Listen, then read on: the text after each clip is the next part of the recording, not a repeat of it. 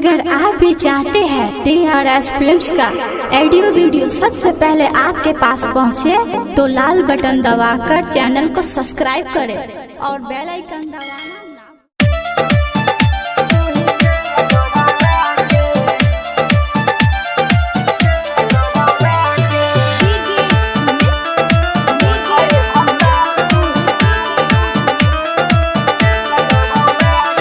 भतार तू ही तेल गरमा के मोलय भतार तू ही तेल गरमा के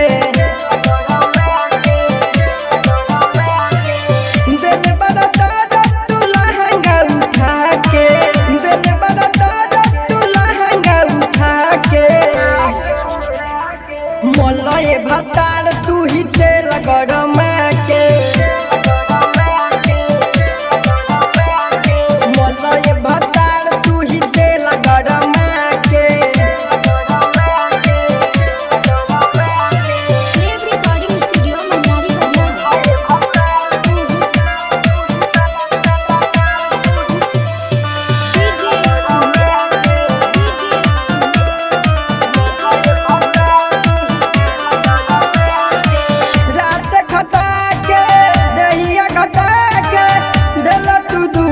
बनाई माथा चकराता देह भराता दाना तू डॉक्टर बोलाई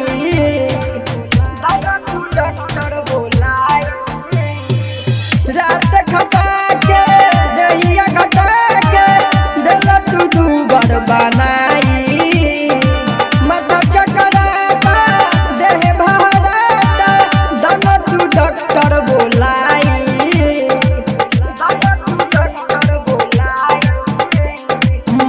बात भाग जानी एना शर्मा के मोलय भतार तू ही तेल गरमा के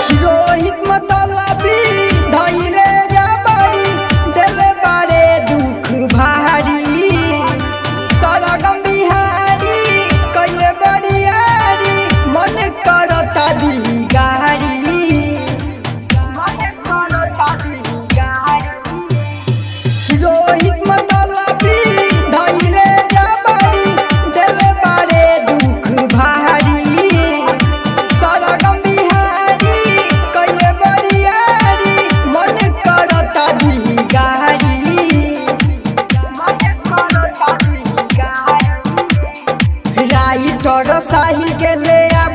बोला के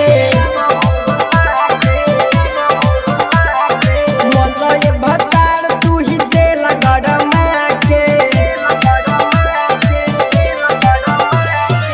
recording by Dev recording studio Maniyari बाजार।